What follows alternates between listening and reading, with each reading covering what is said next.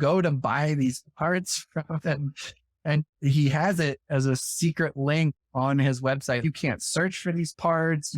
Nothing will come up. But on our Astromech forums, there's a link that takes you straight to it. And it's just, you're like, why am I buying R2D2 parts from Granite Earth? It almost, the way you're describing it, it's like almost like these black market parts is how you're making it sound.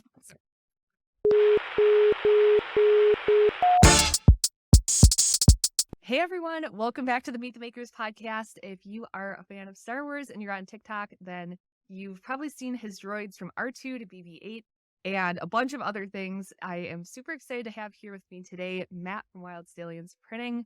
Matt, thanks so much for coming on here today. And one of the things that I think of every time I see your videos and see the different projects that you're working on, I wonder how you got into doing this. Like, did you just wake up one day and decide that you were going to build an army of droids? How did you get into what you do? Hey, everybody. No, I didn't. Yeah, I guess you could say I just woke up one day and decided this is what I was going to do. I've always been a really huge Star Wars nerd. I love the movie props and all that stuff. I didn't just do droids. I've done some other stuff, but I've also sold a lot of stuff too, so I don't actually have it anymore. But no, I decided that years and years ago, I've actually built two R2D2s. And so the one I currently have is the one that's got all the benefits of the hindsight. I knew what I didn't like, what I did like. The first one took me 4 years. This one took me about 4 months. Wow. So there's a little bit of a learning curve that got applied. But as far as what got me into the printing side of things, I blame it all squarely on Frankly Built. I saw his YouTube channel years and years ago, and he's 3D printing the full-size Iron Man costumes that he can actually wear. And I'm like, that's what I want to do. That's what I want to do. So instead of starting off small like everyone else does and get like an Ender 3 and learn on that, no, I went out and got a CR10S and I was like, I'm going to go big. And I have no idea what infill percentages are or wall count. I didn't know anything. And I just blindly dove in head first and failed miserably for a very long time. But then you teach yourself as time goes on, pick things up, you learn things, you learn how to tune your machines, which is why I advocate for starting smaller. I see a lot of people want to go out and buy these big printers. And I'm like, that was me. Because you want to print big stuff and you want to print cool stuff and you want to print these big things, that big thing. And they're not easy. They take a lot of time. They take a lot of resources. But once I started figuring out how everything worked and how everything went, I decided, okay, I think the first big print that I really did, like the first large scale print, I don't really consider BB-8 big. He's about the size of a beach ball, but he was the first thing I ever printed in ABS. And I'm still not happy with it. But the first big one I did was my HK-47, who just couldn't fit in the small frame here. But that one was really cool because I've never printed something that when it was all said and done, I had to look up at it. Like I couldn't see eye to eye with it. I couldn't see over the top of it. You're used to picking up these like little tiny things. You take all those little tiny things and you stick them together and you end up building something that's almost 6 foot tall. There's so much to unpack there. And you probably don't remember this, but I had first gotten into TikTok and you were actually one of the first people that I ended up like connecting with and following with. And I remember I was printing things that maybe were like 2-hour prints at the time. And I think I had gone up to maybe something that's like a 5-hour print. It's like, oh my God, I'm so nervous. What if it fails? It's such a long print. You were like, if you never try anything big, you're never going to be able to make something cool. And honestly, great advice. But I'm curious going off of that. So like you jumped in right away, got a CR10. For anybody who maybe like isn't into 3D printing or doesn't know what that is, it's a 3D printer, but it's like a much bigger 3D printer than what you would typically see. I don't know exactly what the build plate volume is, but typically it's not the machine that most people start out with. Like right off the bat, day one, you set up your printer. What did you start printing? The very first thing I ever printed was actually a D20. Oh, okay. At the time, it was like, I started 3D printing right at the beginning of the Rona lockdowns. And so I'm just trying to fill my time. What a better way to fill time than something I can set and forget, but end up with something really cool when I'm done. And yeah, I didn't bother with any calibration, no bench testing. I just downloaded this file, sliced it, and sent it. And it actually printed. That was the miracle of the whole thing, was like, I got this whole thing printed. And I was like, wow, this is really neat. This can do a lot of stuff for me. And then of course you get your first failure and you're like, oh, this is trash. Now I'm ready. Yeah. Yeah, I almost feel like that's a good approach though. That it's 3D printing is such a rabbit hole that you can go down. And I think especially as a beginner, you can really get lost in the technicalities of, like you said, laying down budgies or calibration prints or all that stuff, which isn't super exciting when there's a world full of cool stuff to be printing out there. So I almost feel like jumping in head first and printing something that you're actually like excited about and is more of a fun project is it's maybe a better approach for people to start with. It can be if you're like a tinkerer and you have that, not necessarily like a mechanical inclination, but just that curious nature. Yeah. Um, Yeah. and you want to figure out, because it will inevitably fail at times, like bad things will happen. I just had a really catastrophic failure and I've been doing this for years. So no one's immune to failure. It's just part of the nature of what it is. But there's also a really big community of people. And I found that on TikTok, like I found that just totally by accident. I completely fell into it. I never planned it. I had no goals for it. I still don't to this day. Like I just post random chaos and it makes me happy. And I don't care if the videos get 5 views or 5 million. It doesn't matter because I'm posting to make myself happy. And it's just more of a video diary. But you can also throw out advice to people and you can help people sort through their problems. I know I've helped a lot of people and like I've had issues and I put up there, hey, why? Cause this. And people will come back and say, oh, check XYZ. And oh yeah, I completely forgot about Z. And you feel dumb, but at the same time, you're like, I'm not going to forget that again. But it's been a really supportive community. It's been really great. There's a lot of really awesome people out there. And it's fun to just watch what people are doing and see the projects that they've got going on. And you're like, you might even see something that you're like, hey, I need to print that. I saw my friend printed a Mr. Fusion can holder. And I was like, I got to have that. And I asked him really nicely and he sent me his files and I printed one off and now I have one and it sits on my computer and it makes me happy. Yeah, I also fell into TikTok accidentally on the 3D printing side, and it's honestly been like the one of the greatest communities I've ever found on the internet. Like you said, people are just so helpful and so supportive of each other, and everybody's just there's no place really I've ever encountered on the internet where everybody really just like roots for each other and helps each other and brings each other up. So it's been a really cool opportunity to just connect with everybody. And it's weird. I know all these people all over the country now that I've never met, but you feel like you know them in a way because you keep up with kind of just their day-to-day life. So it's definitely been a really cool platform in that sense. It's nice. I like that because I'm pretty much a homebody. I stay at my house, don't really go out, don't really have much of a life outside my walls. And that's just of my own volition, a private introverted person. I never thought that I would gain anything from putting random stuff on the internet, but I'm sure it's that one video just all of a sudden takes off. And then you're like, oh crap, there's 5,000 people. And you're like, and you think about it, like you put it in perspective of, 30 views isn't a lot.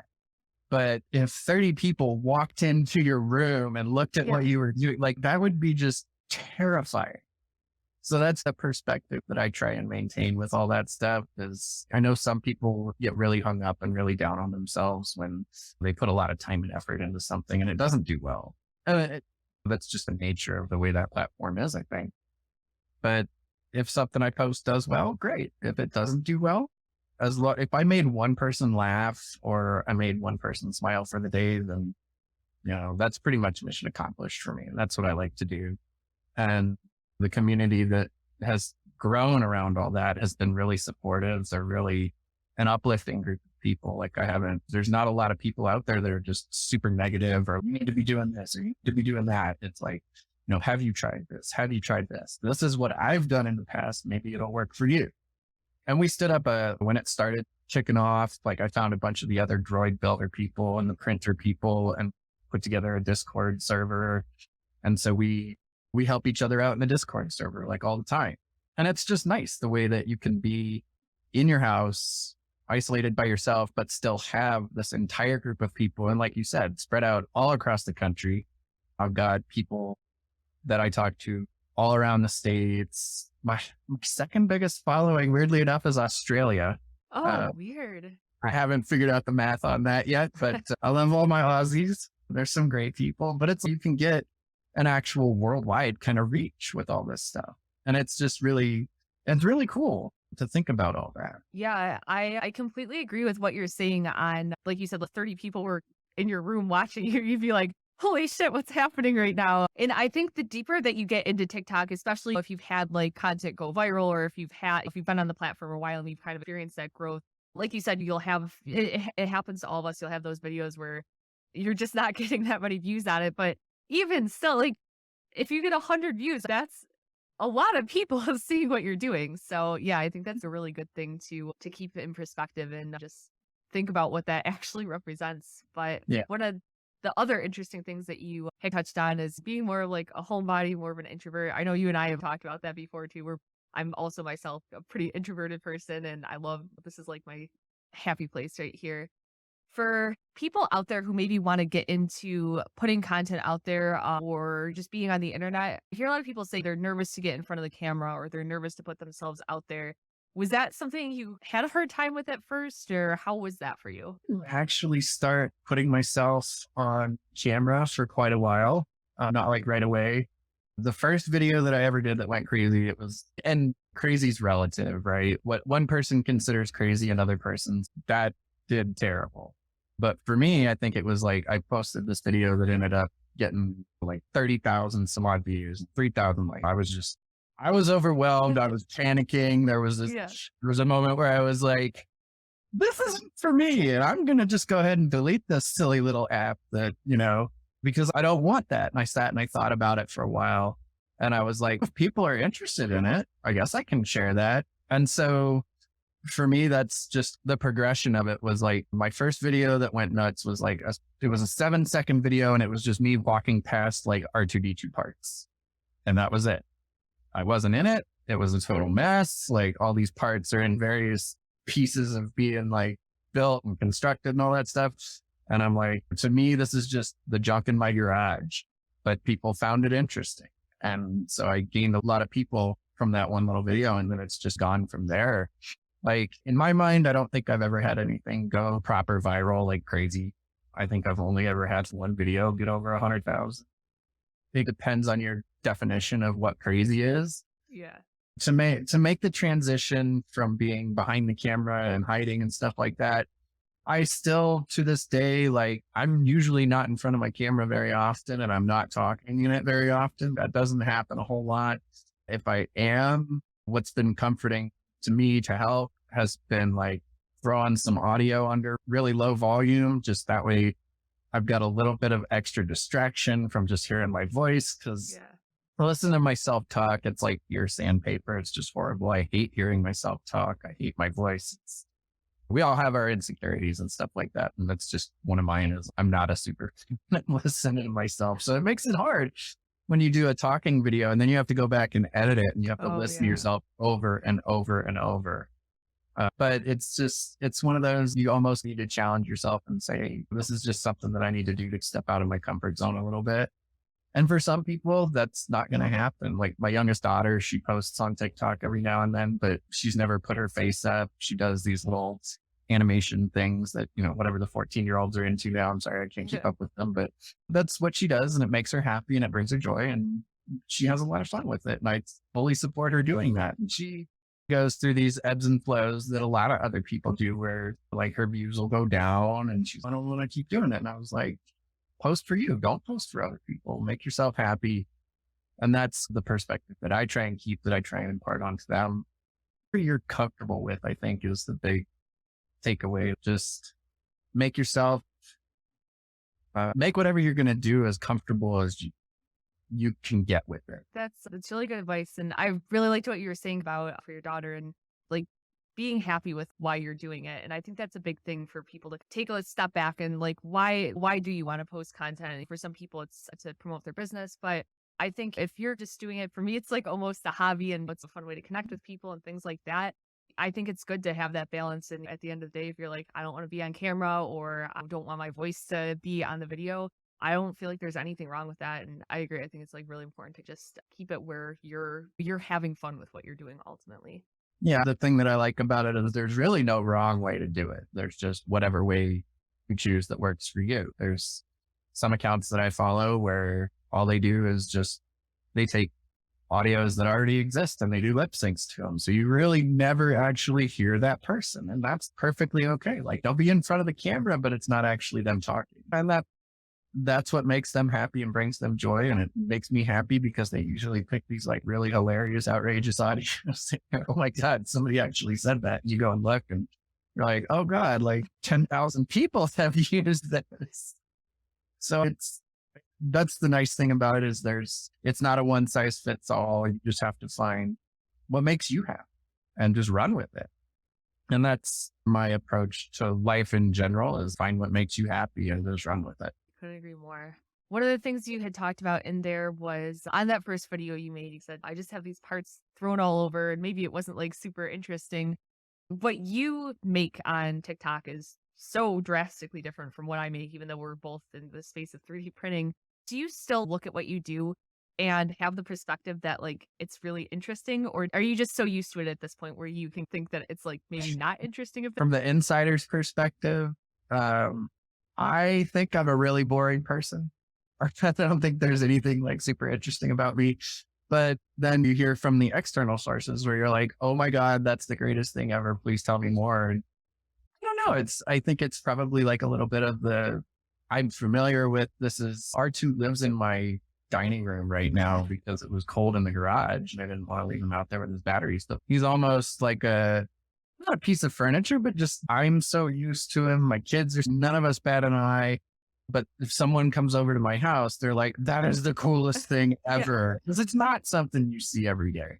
That's part of I don't want to say allure, but part of the reasoning why I got into it was because I used to do a lot of charity work with the 501st Legion. I used to play dress up and wear Star Wars costumes and all that fun stuff. And I gravitated more towards the droid side of things because I didn't want to be the one that everyone was looking at all the time. So if I can take my little remote controls and like stuff them in my pocket, nobody's going to pay attention to me and they're going to pay attention to these guys. And that's really where I get a lot of joy is watching people interact and see where their focus is and taking the droid, something that they see on the screen and bringing it to life because it's not something you see every day. And that for me will never get old. Yeah. That part of it, that side of things, like I love taking them out to events and doing things and watching people just lose their minds and want to take pictures. I've had people like they've broken down in tears, crying and hugging arts and stuff like that. That's what I really love the most about doing all this stuff. And that for me is never going to go. You talk about how in your house, R2's like almost like a piece of furniture or fixture in your house. I guess, have you ever had a situation maybe where somebody had to come over to a repair person, maybe a delivery person who was just like blown away? Or I guess, has any interaction maybe stood out like outside of the home where maybe you've had them out and it was just like a really great interaction of somebody seeing it for the first time? With my old R2, the first one that I built, I took it to back in the day when we could still call things Comic Con. Now they're Fan Expo. I took it to Denver Comic Con. And I watched this little kid that was just like chasing R2 all around because I'm driving him around and we're doing stuff.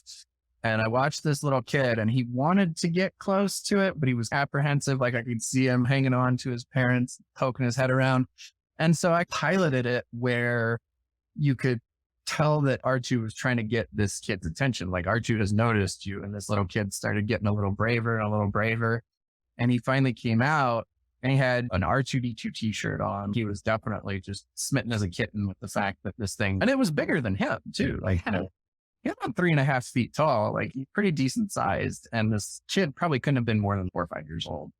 And he just threw his arms around him when he finally grew up. And it was neat to watch that. That's one of the more special things is like you get to watch someone who may start out apprehensive and they may be a little scared of something. And they build up that courage and they come over and then finally they start interacting and they turn into a completely different person, but in the best way possible. And I've got, Lord, a million of those stories. The stuff it's hard to pick one.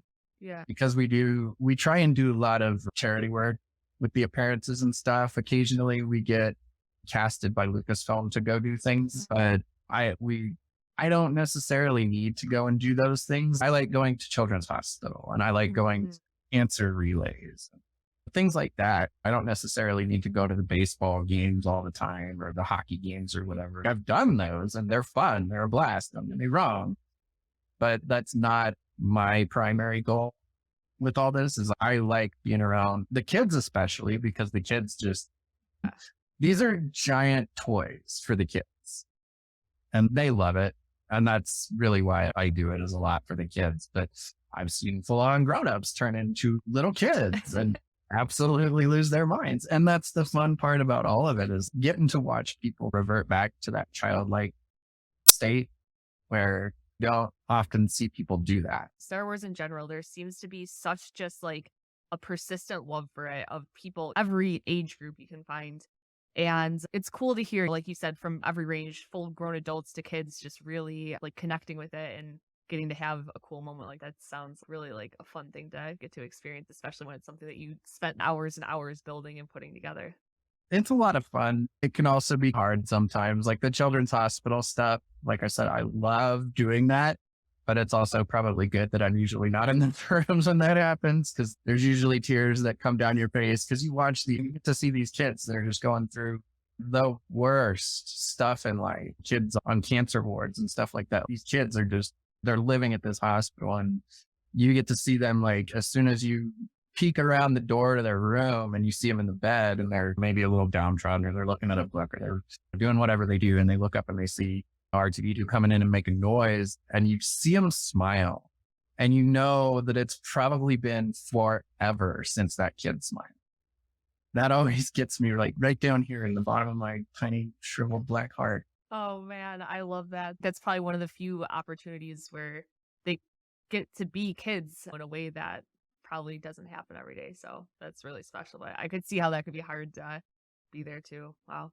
Very rewarding, but very hard sometimes. And the costumers too, like they go into the rooms with the kids. Yeah. Usually a lot of them come out and they're like, man, it's a good thing I have this helmet on. Or they'll Mandos go in there and like they come out and they're just tears coming down their face. And you're like, oh God. So yeah, it's also that whole doing good in the neighborhood kind of thing. But yeah. And you talked earlier about someone coming over or someone coming into the house or something. I just had my kitchen counters replaced. And it's like R2 lives in my dining room. And these guys, they came in and they saw him sitting in the corner and they're like, what the hell is that? Because they didn't know. And that's the other reaction you get too, is like, there are people on this planet of Earth that have no idea. Yeah. Wow. And so some people are just like, what's that? Oh, okay, cool. Neat. Interesting. I just assumed it's such like a universal character that it's shocking to hear there would be people who wouldn't instantly know what that is. I don't know. I got no good explanation, but I'm also not the one that's going to hold that against someone. Yeah. It's not everybody's jam.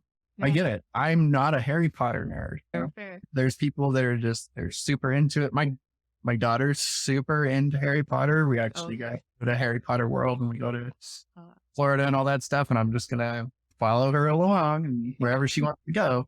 But there's enough things out there in the world that not everyone is going to be into every single thing or even be able to recognize them. I guarantee you, I probably couldn't name a single character from Harry Potter.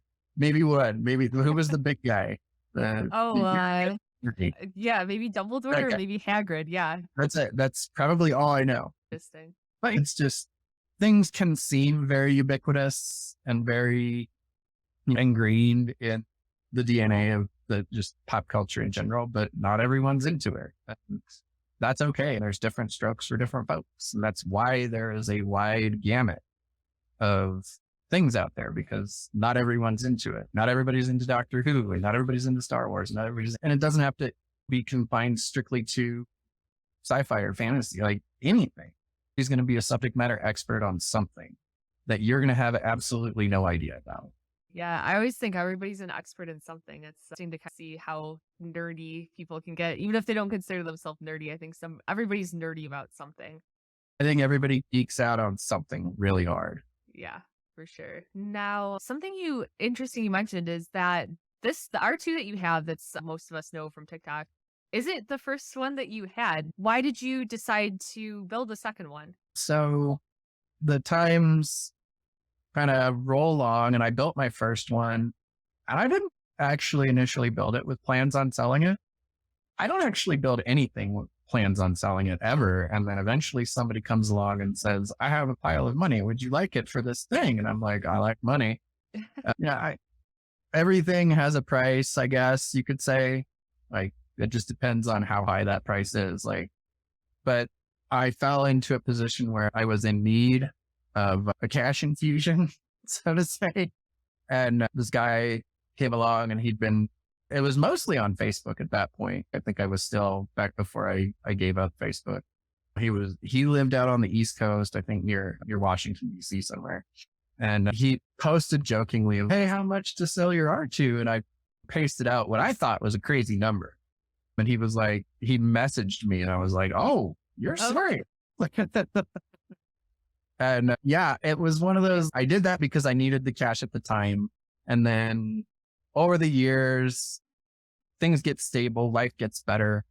And I looked back at it, and I'm like, I kind of regret selling that. Like, I'm bummed that I don't have it.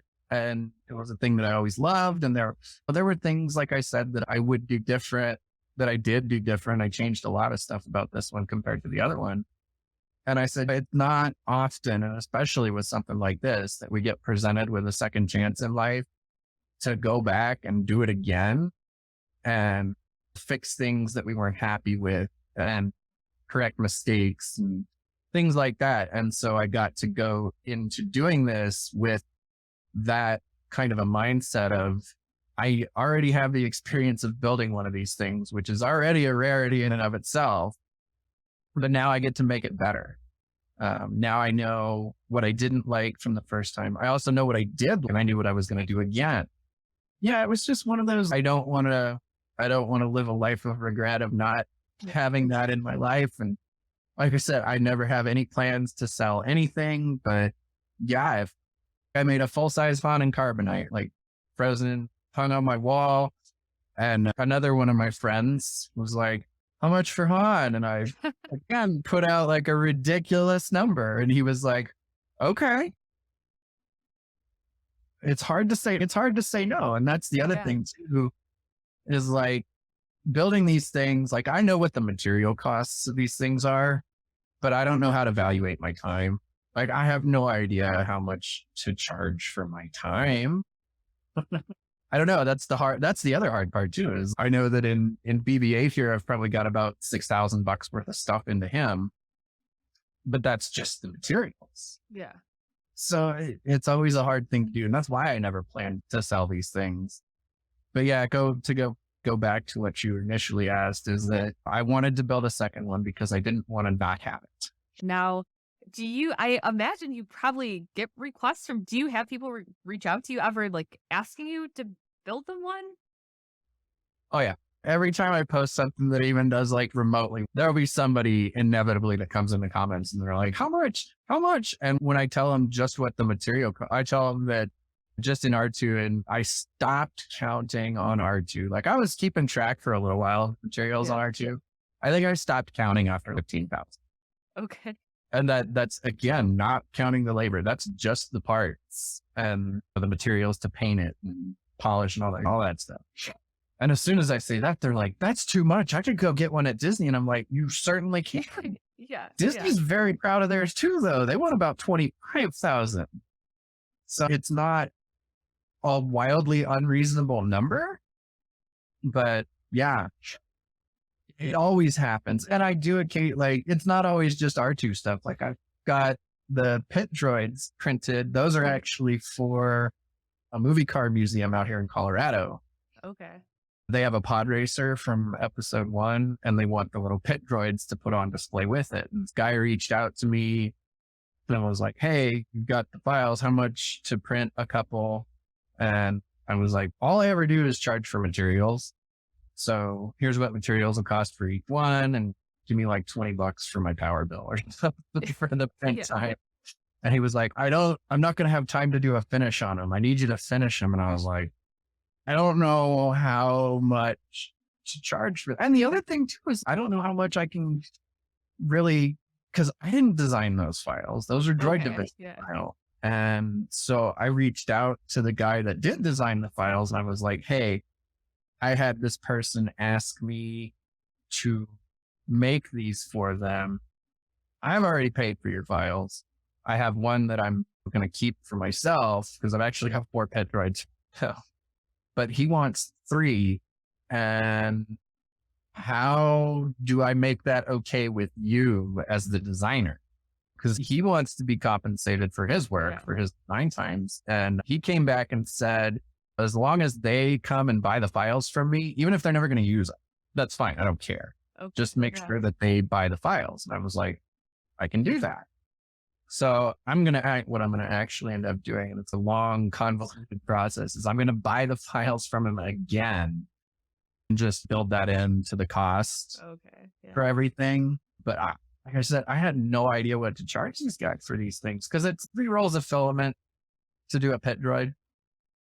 So like 60, 80 bucks. Yeah. It's not a lot.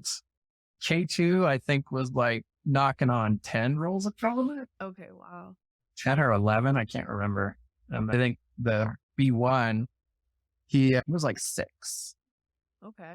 That kind of gives you a guesstimate of how much just in the materials. They not a whole lot realistically.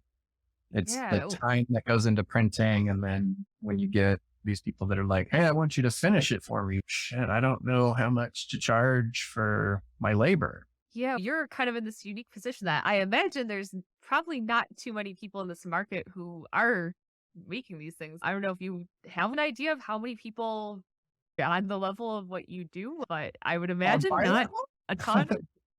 On my level of insanity, I don't know. There's a few that I've seen that are super crazy. I know there's a guy, I think he's actually down in Arizona. I think Tony. Yeah, me and him, I think, are probably on about that same tier. I'm jealous of his collection. He's got more in there than I do. Yeah. But I don't think he does commission work either. And I don't like doing commission work just because I don't want to feel like I have a deadline to meet. Yeah. And I would rather just work at my own pace.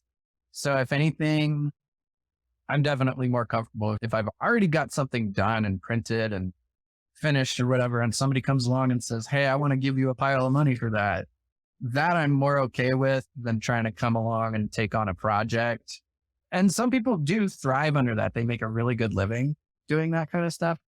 I don't need this for a living. It's a hobby. And it's going to forever stay a hobby. I think when you take a hobby and you try and turn it into a business, it can cease to be a hobby at that point. Yeah. So I like to keep that kind of segregated out. I don't ever want to be dependent on it. Yeah, that definitely makes sense. I've been in the position before where I've transitioned hobbies into businesses, and I hate to say it, but it really does suck so much of the fun out of it that when I got into 3D printing, that was like a big thing for me. I was like, this is just for me. It's only for me. And I just needed that in my life at the time. I can completely relate to that.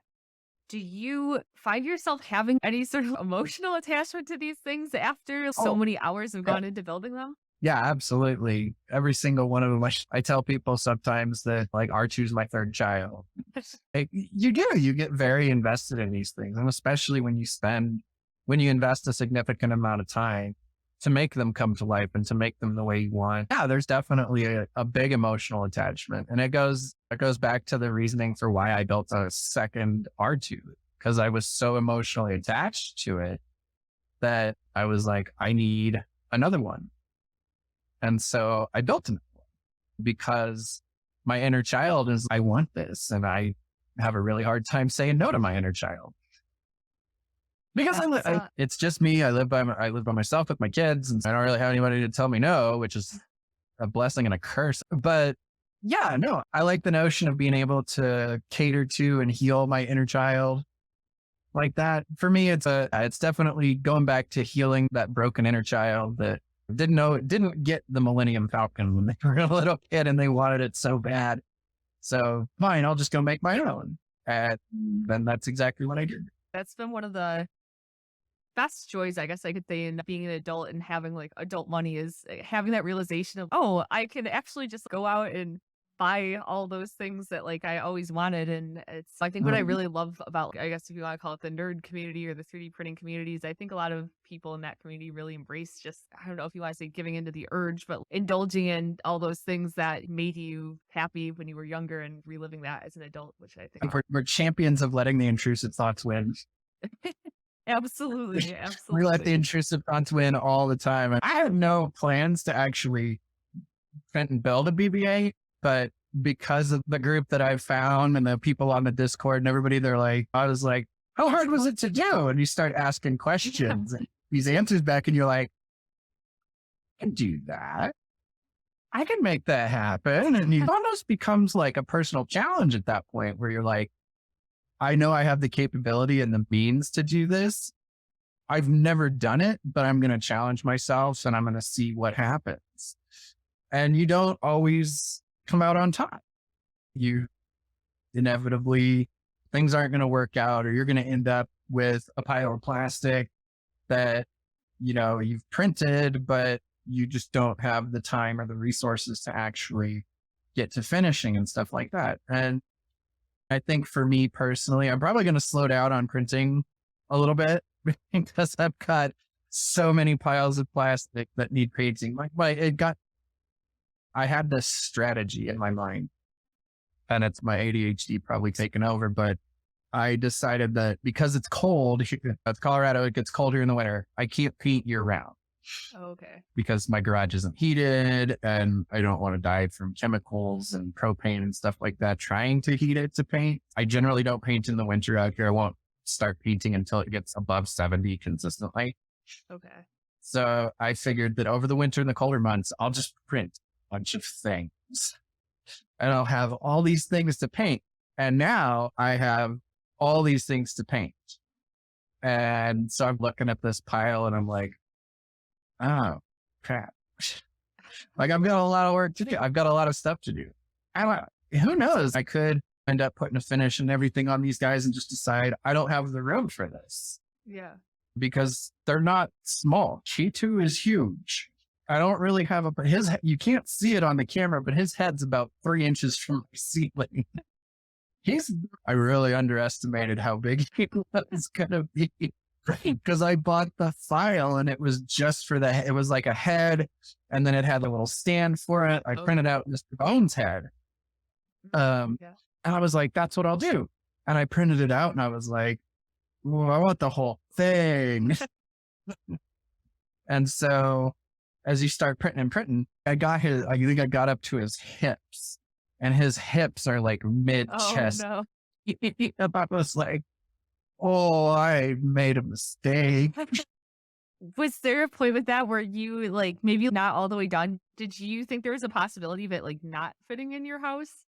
Or had you Yeah. sized it off? Like I was more worried about it not fitting in my basement because my basement is more like my nerd cave. I keep my upstairs like you might consider me a normal person if you walked into my house and saw my upstairs. There's not too much crazy nerd stuff up there aside from R2 in my dining room. But yeah, I was more worried about him not fitting in my basement. Okay. In my upstairs, he'll definitely fit. Like I've got a 15-foot ceiling, so I'm not You're good. terribly worried about it. You got room to go bigger at this point. Yeah. But yeah, that was definitely my most ambitious print to date. It took the longest by far. I think total print time on it, like actual printing parts, was probably a little over a month and a half. Wow. Okay.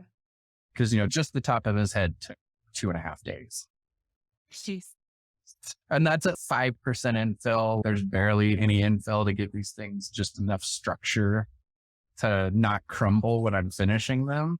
Okay. It's like, and again, it's like the community that I found, like if it was me left up to my own devices from like a couple years ago, I'd have done it with 20 or 40% infill, Yeah. weigh 80 pounds and would have taken 30 rolls of filament. But one of the first people that I met on TikTok when my account started growing was Bria. I don't know if you know her or not. Oh yeah. She has taught me so much. She has been the most invaluable resource ever. One of the most genuinely nice human beings I've ever encountered on this entire planet of Earth. She's an absolute sweetheart. She answers all of my silly questions. because she prints all these things and she has printed them. And so she's got that experience. And I can say, hey, Brianna, what'd you do for this part? How, did you change the orientation on this? Did you change infill on this? And I'll get an answer, and it's leaning on that knowledge. And then I can take that knowledge. And if she's not around, somebody asks, I can say, hey, this is what I did. Or if I change something, that's the other thing too, is this community is great at sharing. Yeah. We really share a lot with everybody, and that's been super nice. Yeah. I've never printed anything that ambitious, but I know even for me, just like as simple as like the comments on like Thingiverse or something like that, like I'll, like you said, think, oh, I probably need to do like a 20-40% infill, and I'll scroll through it and see people who are like, oh no, I got away with 10, I got away with 5. So it's really helpful. And like you said, everybody's just so willing to help, and it's not like a competitive thing. Everybody's like just really happy to share, which is super cool.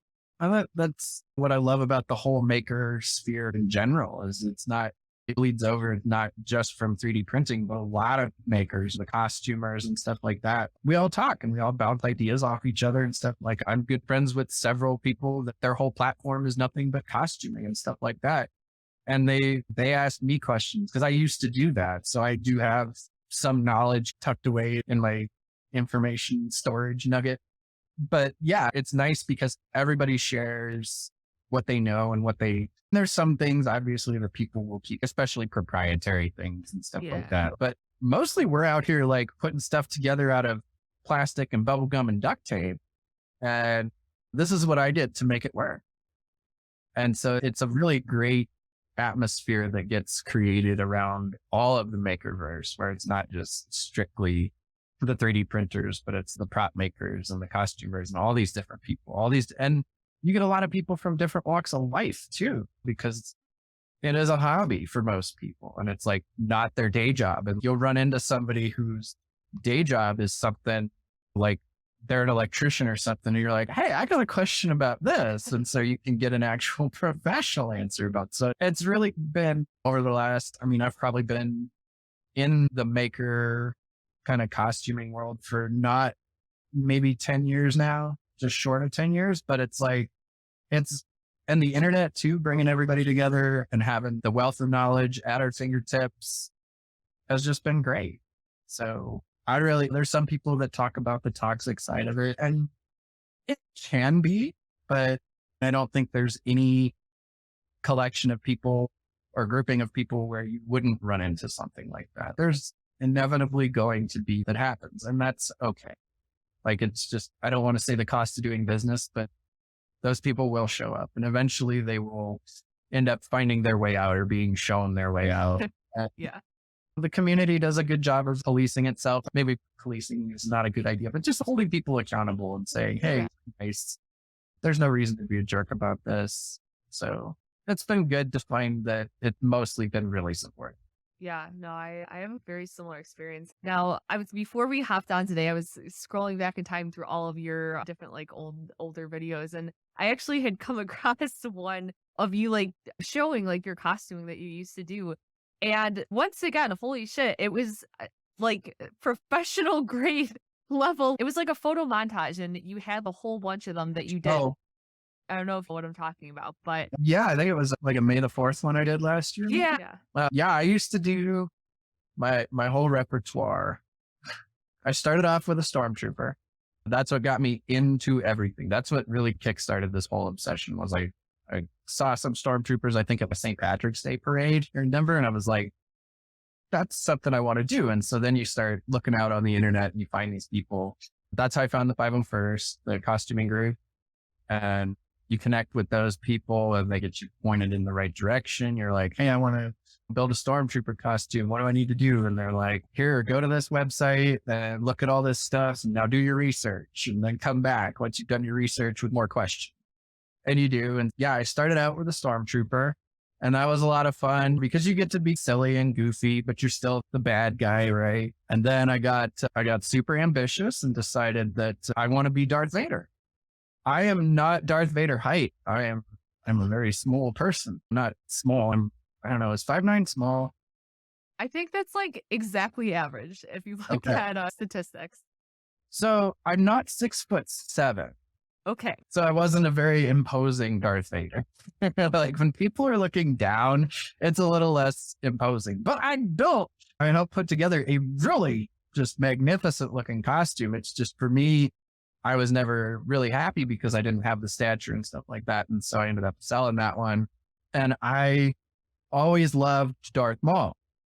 And so I decided, since I can't be Darth Vader because I'm not big enough, I'm the same height as Ray Park.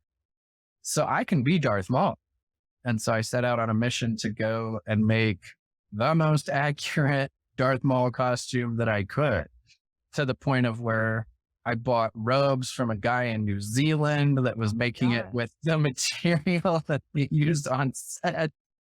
I bought a pair of boots that I paid $700 for because they were these like motors. And you start researching these things and you get into what did the production use for the actual props and what were the things that they made. They were just Frank Thomas like motorcycle riding.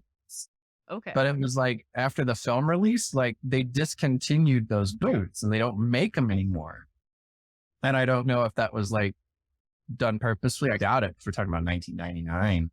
I tried to buy these boots that hadn't been made in 20 years, but it's fine and stuff like that. And then you get to learn how to do all the makeup and stuff because the first time I put the makeup on, good Lord, I looked like a cross between Bozo the Clown and John Wayne Gacy. It was awful. Oh, it was terrible.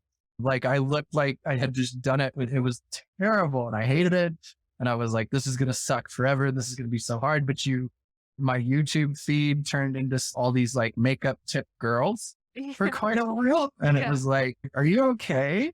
But yeah, you start chasing these things. And I loved doing Darth Maul. Darth Maul was it's a very interesting take because people are fascinated and horrified at the same time. They want to get close and they want to look at you. But if you look their direction really fast, they look away and they shy away because you have eyes and everything. It's one of those things we call it a face character because you can actually see the face. It's not under a helmet or a mask or anything like that. So you can actually see the person. You see them looking at you and they've got those like contacts with the Sith eyes and everything. And you're like, oh God, that's horrifying. When you've got horns and you're black and red and it's like, just crazy. But yeah, I did Darth Maul. I love doing Darth Maul. Darth Maul was a lot of fun. Like I have a giant Darth Maul tattoo on my back. I've got Ray Park actually signed my back at Celebration. I got that tattoo. Wow. It runs deep. The nerd runs really deep. But I did Darth Maul for a while. I've got a whole litany of costumes that I used to do, but just over the course of my life, my body's not able to take a lot of these things anymore.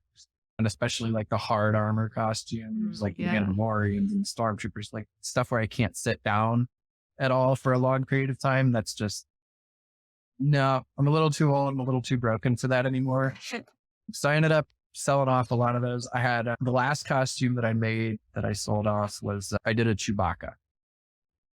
And I was full on 7'2" tall because I had like stilts and everything. Okay. I hand latched all the hair onto this thing, like 5 hairs at a time. Oh my God. And I loved Chewie. I loved the reception that Chewie got. Chewie was the only costume because there's not a lot of people that do that one because it's a heavy costume. It's hot. Every time I put that thing on, I lost about 8 pounds. Wow. In water weight because I'm sweating that much wearing that thing. But I've never, I see people will want to hug R2 and they'll cry and they'll break. The emotional response for Chewie is more. People are more fond and they love Chewie so much. Chewie was definitely like my all-time favorite. But it was so much and so hot. Like I couldn't physically do it anymore. Yeah, I parted ways. The only costume I have left is like a generic Jedi kind of costume. Everybody tells me I look like Qui-Gon and I need to do a Qui-Gon cosplay, but I don't know.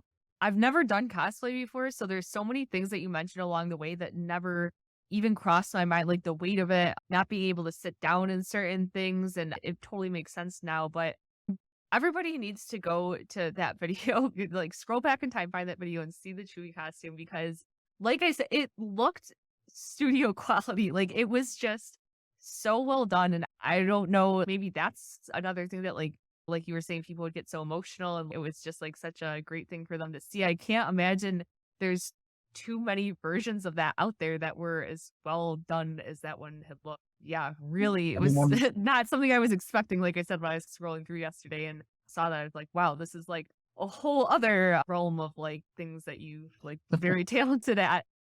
It's, did you ever watch Parks and Rec? I love the Ron Swanson analogy of don't half-ass two things, whole-ass one thing. I love that. And that's just been my flow and my diction out through most of life is I don't like to half-ass stuff. And if I'm going to make something, if I'm going to make a prop and I'm going to put my name on it and say, hey, I made this, I'm going to make it as real as I can. And you're going to really wonder, did you steal this from somewhere? That's like the highest compliment I can get is actually if somebody asks me like, where'd you steal that from? Because that means I've done a good job and I've made it look like it looked on the picture. And I made it look like what they remember from the screen. And that's my goal. And like you said, with the costuming stuff too, like I definitely wanted to bring those characters to life for people and it was obviously because these are characters that I'm attached to in some kind of way. I wanted to do them justice and I want to make them look right. So I invested a lot of time and a lot of research and at times a lot of money if you have to. That's the other thing too, that they don't tell you about some of these costumes. Some of them are cheap to make and to do. Yeah. But again, the other side of it is, and with the costuming side, is there are some costumes that are easy to make and they are cheap and it's a good entry. If it's something you're not sure you want to do, you can do those cheaper ones and get a feel for it. If you feel like it's something you want to pursue more, then you invest more. The same, like I would, and I know it's all really hypocritical to say, but start small with your printers. Don't go out and buy something big. Don't do what I did. Listen to my cautionary tale because you're going to struggle with it. And if you want to go out and you want to get into something, like it's better, in my personal opinion, it's better to start smaller and work your way up, because then even if you decide later on that you're like, this isn't for me. Yeah. You buy your Ender 3 and you're out $200 and you could probably throw it up on OfferUp or the internet or somewhere and at least get some of your money back. But when you go bigger and you invest really heavy in stuff, and I know a lot of people that have ADHD and stuff like that, we tend to hyper focus on things. So it can be, yeah, this is my new identity for this week. Yeah. Right. Yeah. And that also explains why I've jumped around a lot too. Yeah, you jump around, but you always seem to stay, at least from what I've seen, you definitely stay in genre with Star Wars, and you're definitely like the epitome of the way you do one thing is the way that you do everything. Just like you said, very detailed, very, I don't know if meticulous is the right word, just really like incredible attention to detail, which is really cool to see. Meticulous. That's the right word. Okay, cool. I think that's the right. Yeah. Now, to that point about you're saying starting small, things like that, for one of the things you talked about for PB, I think you said maybe 6,000 if I'm remembering correctly. And I think R2, you said you stopped counting around like 15.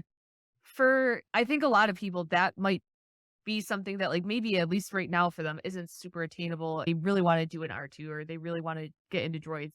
Is there maybe like a less expensive way for them to get started and get into the hobby without really building up the expenses for it? Yeah, there's ways to get in to, if you want to do just static droids, like the printed stuff, like you can get into a pit droid, like that little guy back there for 3 rolls of filament. I think the files are like $25 and then whatever the cost of your printer is. So if you've already got the printer, it's really not going to be a huge cost for you.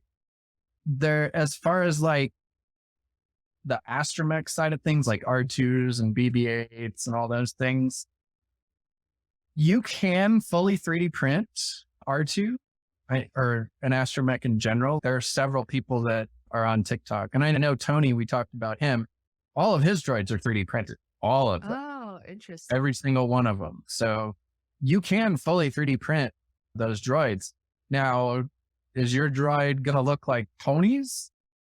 Probably not, because Tony's probably thrown quite a bit of cash at his, because there's some part, and especially when you start getting into the electronics and the movement, and Yeah. the automation and the sound and all that stuff, that's where these things can get really expensive. But if you just want to do something static to sit in the corner and look pretty, yeah, you can print those for fairly reasonable, and materials aren't terribly expensive. For R2, there's a Facebook group that has R2 and Chopper are in the same group. And I think you have to subscribe to the guy's Patreon for a month, and you can download all the files for both of them.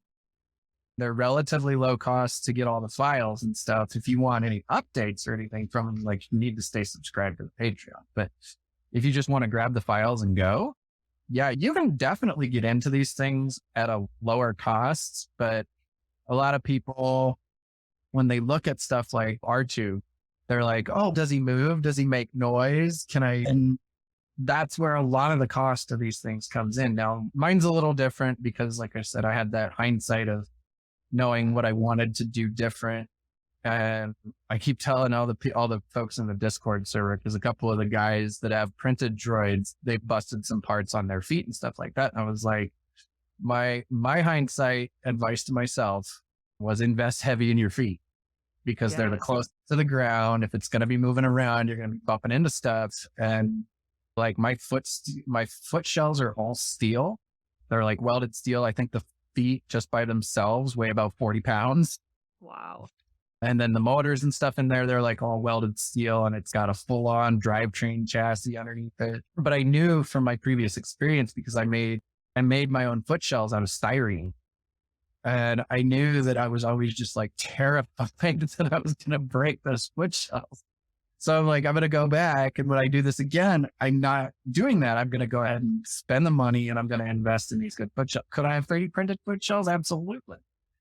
But I would be terrified that they're going to get broken.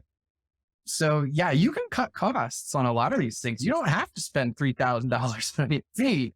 You can spend $40 on filament. But this is just that voice of experience talking back, saying, invest where it matters. And that's my biggest piece of advice to people is invest where it matters.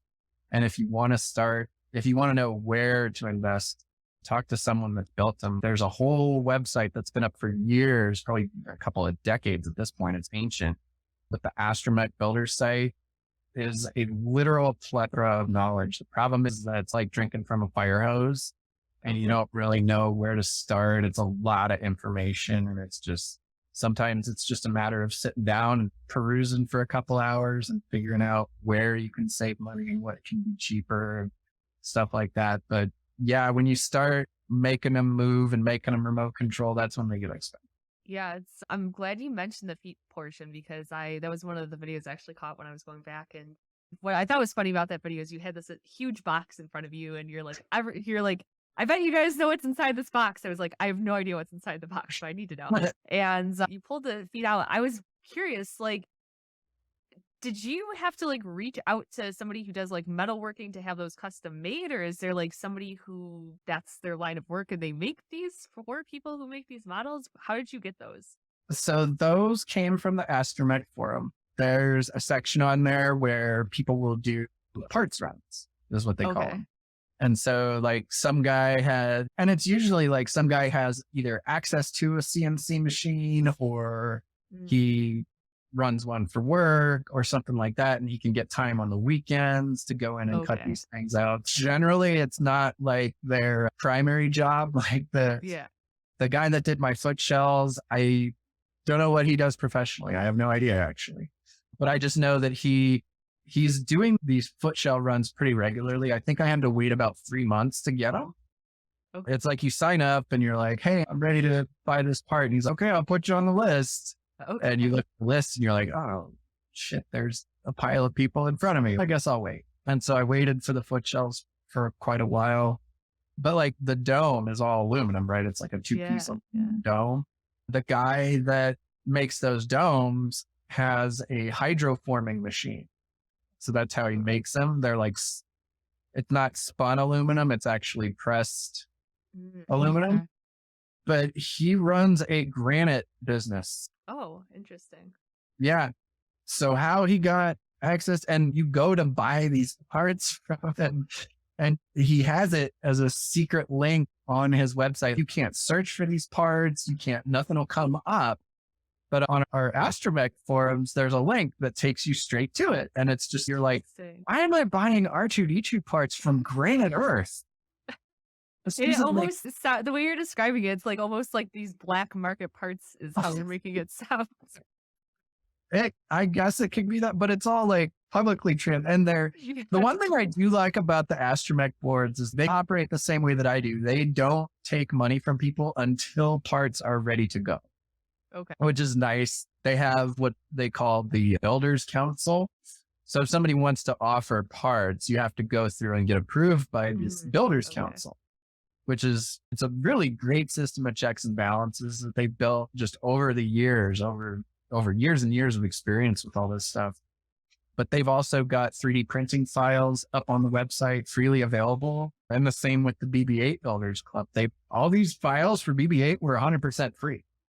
Wow. Didn't pay for a single one of them. And that's the other thing too, is a lot of the people that are doing these things are not doing it to make a profit. Nobody's really out to make money on these things. They're generally doing them at cost plus maybe 5%, if that. And that's the other thing, is the Builders Council keeps them regulated to say, what are your materials costs and how much are you charging? Because again, we're all just hobbyists.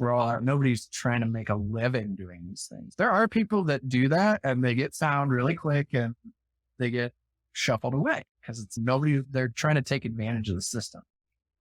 But by and large, most of the people out there are very reputable. I've never had an issue with anything I've ever bought through those forums or through those boards. They also have, outside of the parts runs, they have a place they call the parts junkyard, where, if somebody decides they want to build an R2D2 and then they get like halfway through and they're like, holy shit, this is expensive. I'm going to cut bait and run. They can resell their parts, but they just sell them whatever they paid for, because usually they're buying parts off the board. So everybody knows what they paid. So you can't jack up the price and try and return a profit or anything. But yeah, you may come down to where like you need to do an upgrade to something, and you go and you look at that junkyard section and somebody's like, hey, I got this part that I don't need, or that I got too many of, or that I can't use. And you're like, I'll take it from you. That way you're not waiting on a parts run. Oh, okay. Yeah, that makes sense. But yeah, I always tell people whenever anybody says, hey, I want to build an R2D2, I'm like, be prepared for the sticker shock. Because it's real, it's genuine, it hurts. But a lot of people, I think my first R2 that I built probably 7-8 years ago, I think I kept that one under 10,000. Okay. I think I was, but again, I didn't keep any of the records of it or anything. Yeah. But even when I say I kept it under 10,000 in the droid world, people are like, damn, that's cheap. You got away with that one scot free. And you're like, and I think that's roughly what I ended up selling it for. But yeah, when I'm like, you're going to be hard pressed, especially if you want one, because people will put out a laundry list and, I want it to look like R2 from A New Hope, or I want it to look like R2 from this movie or that movie, or I want it to do this and I want it to do that. And I'm like, every time you say I want, just add a 4-digit number to what you want. So, if you just want it to sit in your living room and look pretty, you can absolutely print an R2D2 for, I would probably have to guess you could print one for about $1,000. Okay. That would be my ballpark guess of like filament, paint, some hardware to stick it together, and then you can slap it in your room and give it a thumbs up and smile at it. As long as you're comfortable with that. Now, I guess like on the flip side of that, would you say it's like sky's the limit of how much you can spend? Absolutely.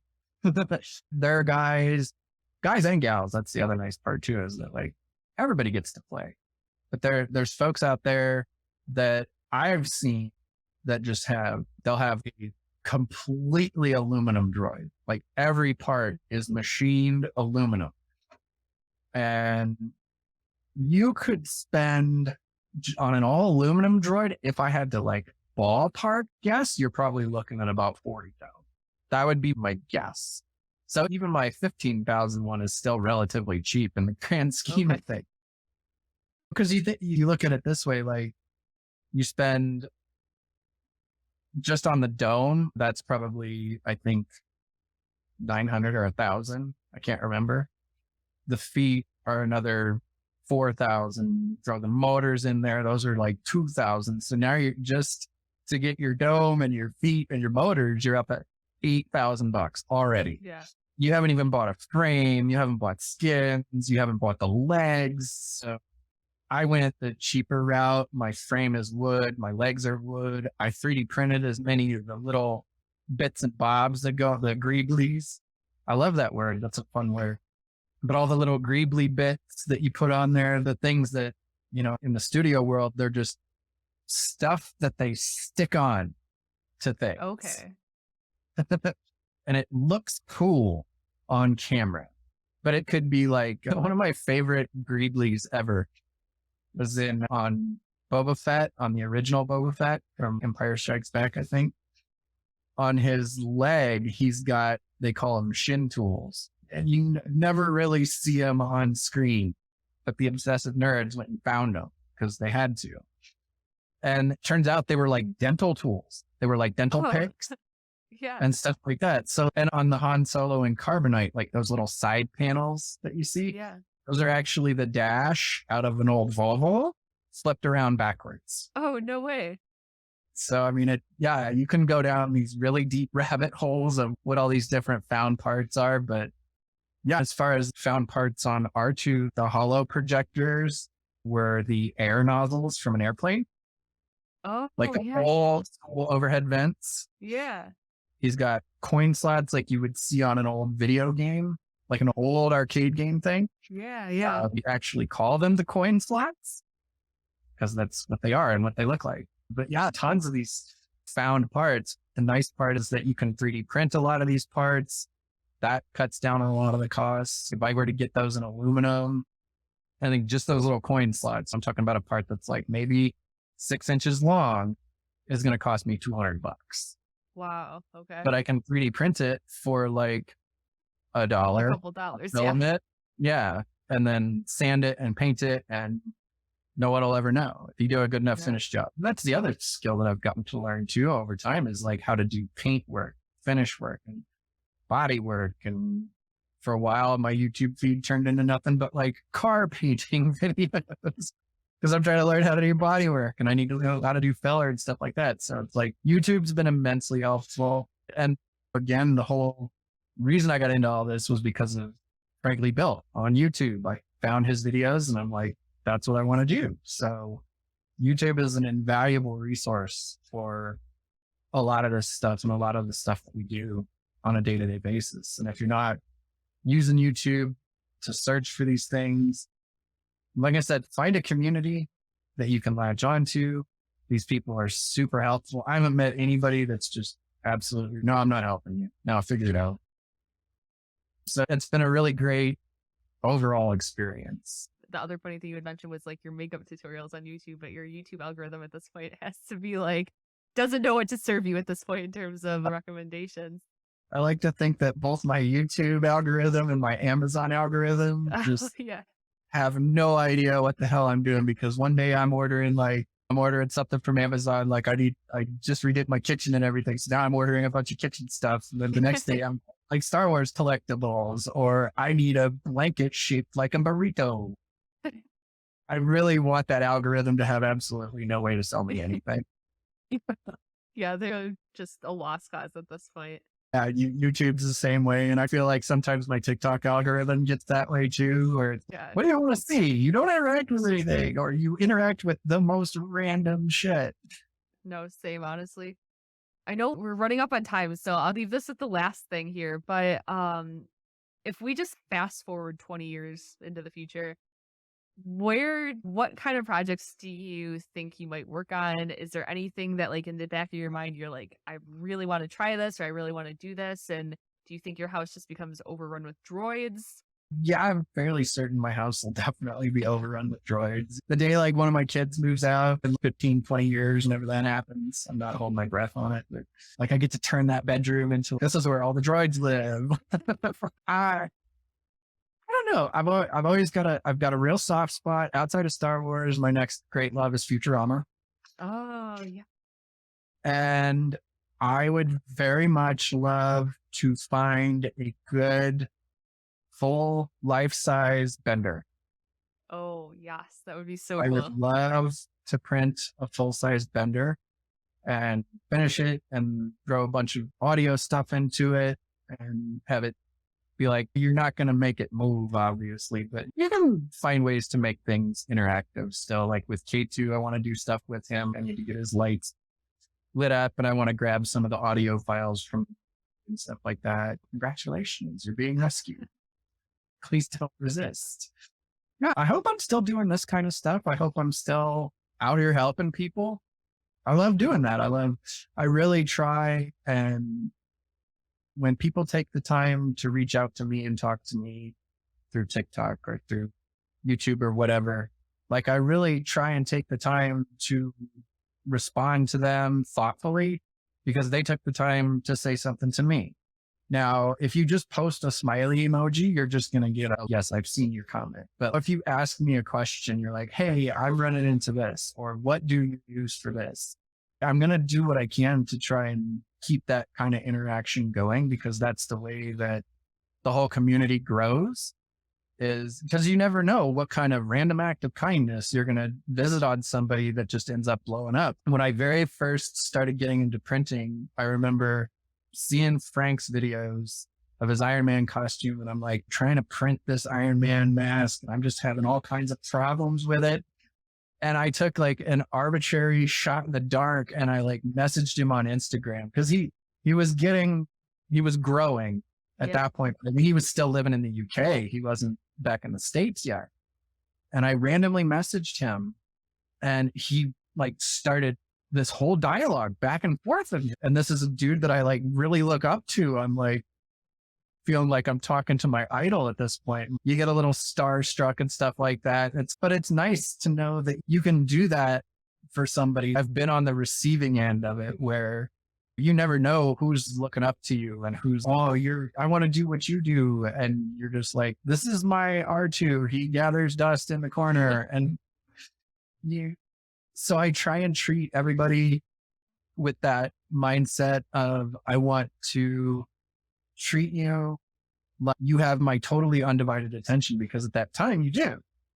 So keeping those genuine interactions is definitely a big driver of why I'm even still doing the TikTok thing and stuff like that, is I love those interactions with people, which is weird for being an introvert, but I think it's because there's that like barricade of this is just something on my phone. Like I'm good. That's all there.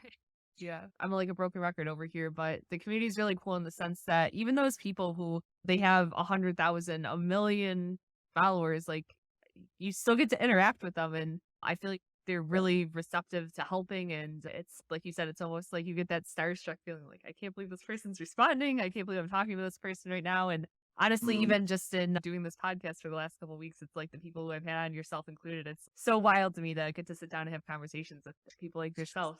Yeah. And it's so, I don't know, like at what point do you consider yourself big? I don't. I consider myself a very small fish, right? I'm probably always going to do that. I could have 20 million people following me and I would just, no, I don't know. I think it's like interesting how you always see yourself as you, but other people see you as like this bigger thing that maybe you're not. So it's definitely an interesting dynamic on. Yeah, like we don't get to look at ourselves through the lens of other people's eyes. So yeah, it's definitely an interesting thing to see. And it's been really great. I remember when you started your TikTok channel and you were just like, I think you had gotten your Ender 3 and you were just like super excited about it. And I loved the positivity that you brought. I loved the energy that you brought out there to your videos, just the way that you presented yourself. And I'm like, somewhere in the back of my tiny little brain, I was like, this person's going to do something big. You're going to do something big because of the way that you carry yourself, the way you present yourself. You're very relatable. You're very down to earth, like genuinely good content. So no notes. I appreciate it more than, and I appreciate you so much for coming on here today. I had such a great time talking to you. We probably could have talked for another 3 hours, but I'm sure you have plenty of droid building to get back to. So I will hold you any longer. Do you want to tell people where, if for whatever crazy reason they're not following you already, where they can find you on the internet? I do most of my posting on TikTok. It's wild_stallions_printing because long live Bill and Ted. I'm generally that just about anywhere else. I have an Instagram that I occasionally remember exists. With the whole notion of our favorite app potentially getting banned, I did start posting stuff over on Clapper, but again, I forget that it exists. So I'm not really regular anywhere else outside of TikTok. Okay, cool. Like I said, if you don't follow him, absolutely make it a top priority. Go over there, check out what he's doing. It's so cool. Thank you, Matt, so much again for spending time today coming on. And with that said, that is our episode of Meet the Makers.